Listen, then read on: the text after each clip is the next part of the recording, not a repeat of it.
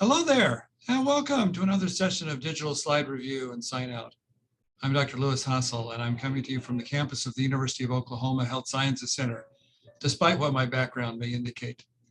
I'd like to share with you a very interesting case that one of our medical students helped to work up, and it exposes a number of interesting dilemmas in diagnostic pathology, as well as in the clinical management and obviously prevention as well. So this happened to come from our transplant service. A relatively young 45-year-old man who had a reported remote history of hepatitis B and more recently a history of pancreatitis, presented with a fairly recent onset of nausea, fatigue, vomiting, and malaise. He was found to be in significant liver failure and hence came to transplantation. So with that little bit of history, well, actually even less than that, we received a cirrhotic liver. It was a sort of brownish red color, a little different coloration grossly, and obviously had numerous nodular areas and a very firm parenchyma. As we look at this lesion, we discover that these nodules are a little bit more pale, fairly well defined, and then the surrounding areas show a moderate amount of lymphoid inflammation, some obvious end-stage liver cell damage with a lot of fibrosis. And then we begin to see, recognize also that there is pigment present. And I think you can recognize here that we have pigment in a number of locations. First of all, we've got pigment in the hepatocytes. And then we've got these pigmented, probably macrophage type cells as well. So, you know, a lot of patients are cholestatic, and so we might just ascribe this to cholestasis. But we decided to look a little further in this case and see what else we might uncover as we looked around at this specimen. I was interested to see whether or not we could identify bile stasis. And in fact, you know, looking at this closely, it looked to me as though we might actually have two different shades of pigment. Even if you look at this cell right here, you see this pigment here is a little bit more golden brown. This is a little bit more, bronzy or greenish brown a little bit even. And that seemed to be fairly uniform throughout the specimen, that there were these different areas of slightly different browns to the lesion. And the distribution of the pigment was quite uneven. In this nodular area, the pigment was deposited primarily in some of these central areas, while other areas were almost completely devoid of pigment. A little bit further on, I wanted to look and see if we could see any of the pigment in the bile ducts themselves, because sometimes that's a useful marker for us. We don't have a lot of bile ducts here. And I'm not seeing it right off. Well, here's a little bit here. And it looks as though there may be a little bit of pigment in some of these biliary ducts. Now here's a small ductule with a central greenish brown plug, so maybe a little bit of cholestasis there. And we'll go on and look at another slide here as well. Because obviously we had a lot of tissue to work with. Well, actually, I guess we've gone right to the iron stain, which you can see here, highlights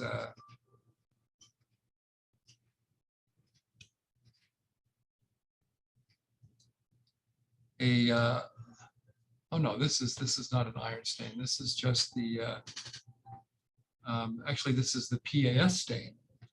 So the PAS stain was done to attempt, obviously, to see if any of these droplets or eosinophilic droplets were alpha-1 antitrypsin, and of course the bile stains here, nice gluco or carbohydrate type of stain is picked up by the stain, but this is not the characteristic inclusions that we would think of with alpha-1 antitrypsin.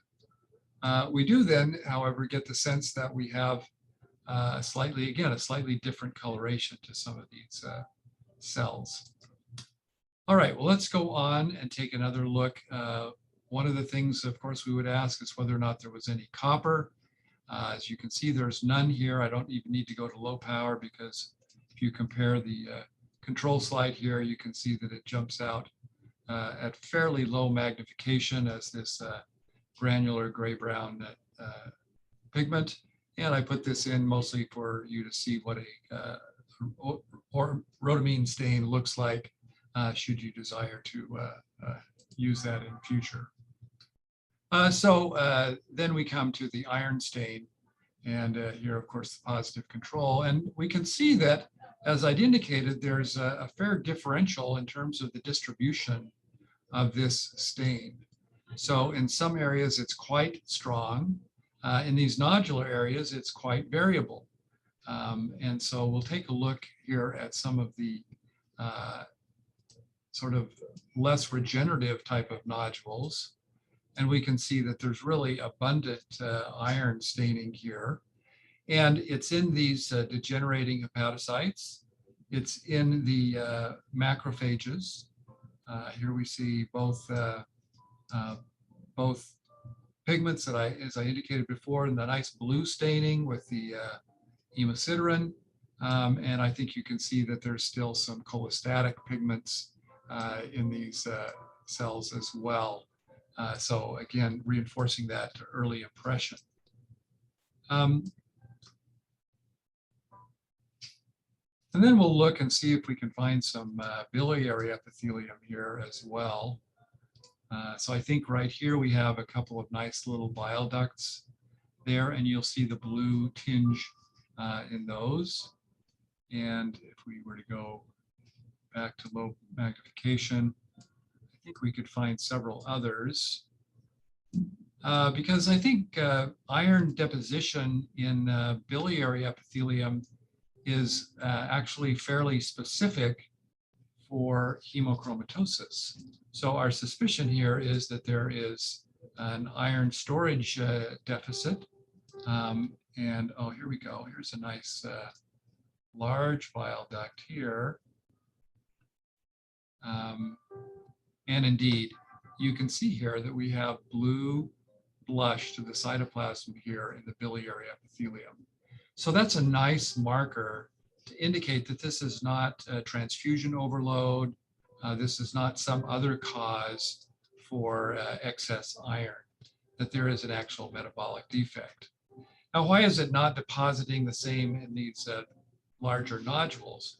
Well, I think obviously it is depositing here because it's present in some of these areas, but as the hepatocytes are expanding and regenerating or proliferating, if it's a neoplastic process, the newly generated cells don't have the time course in which to take up iron and store it to excess as the other hepatocytes have had, which have not yet launched on that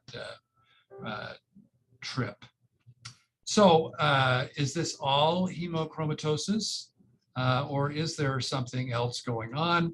Well, we've indicated, of course, that we have nodules here, and that raises the question of whether or not some of these are, of course, we have cirrhosis. I'm not going to show you this stain in any detail here. And the reticulin stain will also highlight this. You can come back and study the slides, the link to which will be in the comments on this video.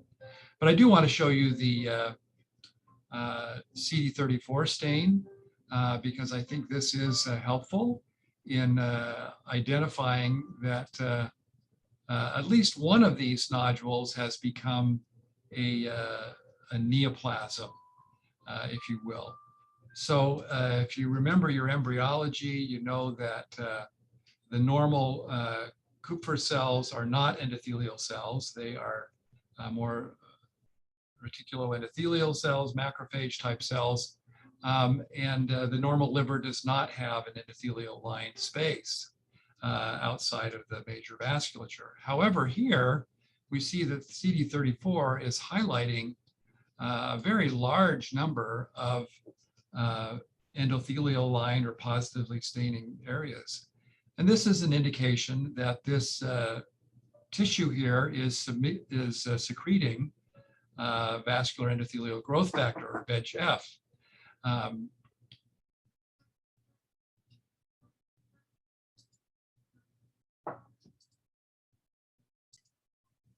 And that type of secretion of a vascular growth factor is an indication of neoplastic transformation. So we have neoplastic transformation, we have iron storage. What are we going to do with that history of hepatitis? Well, so that's where I sent the medical student to find out what was going on. There's no history here of drug use or alcohol. The patient had, as I'd indicated, fatigue and nausea that was fairly short-lived. Our student was able to uncover some of the laboratory values, which showed elevated liver function tests, decreased protein and albumin.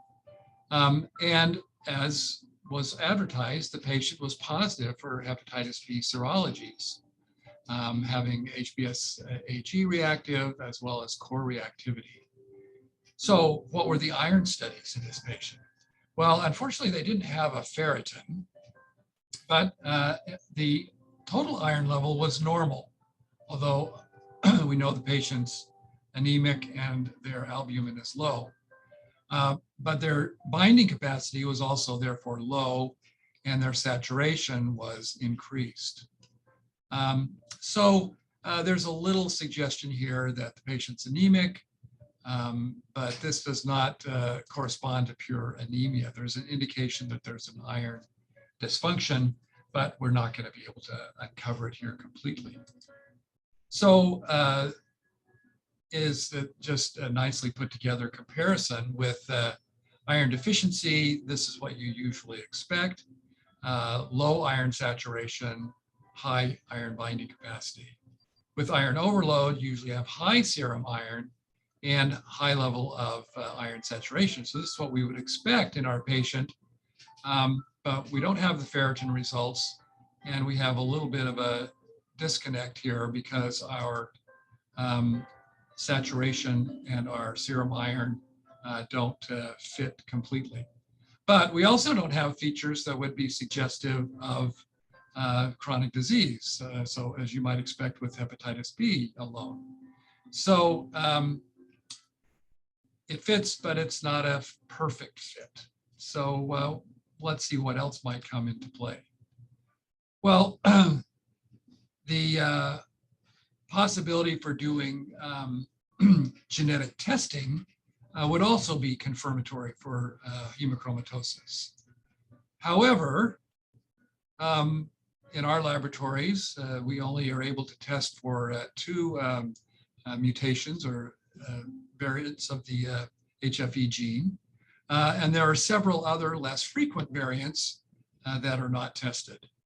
So while his tests were negative for these more common mutations, we don't know the status on this situation. So there's a number of things that are suggesting iron overload, the liver findings, the elevated iron saturation, but it's not completely a slam dunk. So it's a little bit of a variant here in this situation. And I think that raises the issue of what do you do when the clinical findings are a little bit ambiguous? Well, with hemochromatosis, we usually expect cirrhosis to onset about this time in life. Usually there are other manifestations of the disease, such as diabetes. This patient did have some pancreatitis, which would not fit particularly well with just hepatitis B. And histologically, the findings of iron pigment in the bile ducts and the hepatocytes would be seen, as we've indicated here. With hepatitis B, again, depending on the age of onset, the cirrhosis may be present by the time they're mid-age adults. Some of those, may be present in different demographics depending on where they were born. Histologically, we would expect there to be active inflammation and lymphoid infiltration into the regenerating nodules, and the eosinophilic inclusions that we saw, at least on the PAS stain. So there's some features for both of these, the active inflammation, the iron deposition going along here. So could this patient have two diseases? Well, I think certainly we have strong serologic evidence for hepatitis B. We have cirrhosis supporting that diagnosis. We have strong histologic evidence for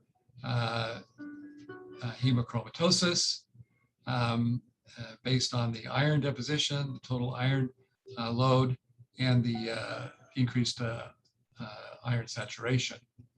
So why is this important? Well, the real importance here, of course, is that if this patient has an iron overload disorder, that's a disease that can recur in his transplant liver, and he needs to be appropriately monitored and perhaps assisted in iron reduction or iron load reduction strategies to help him to avoid that possible complication.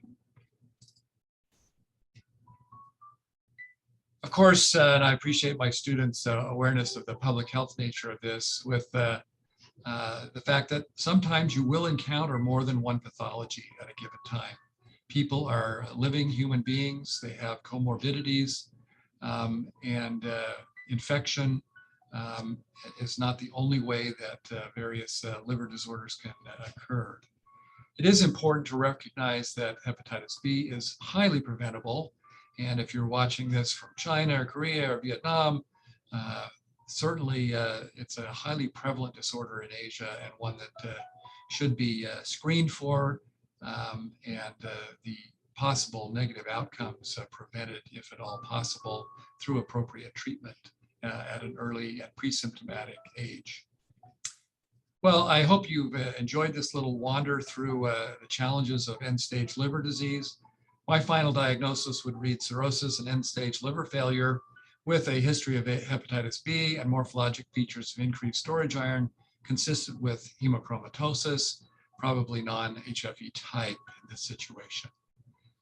Well, I hope that helped you. Please give us your comments. Here's some references if you want to read further. Pause there. And until next time, thanks so much for joining us. Please subscribe to our channel so that you won't miss any new videos.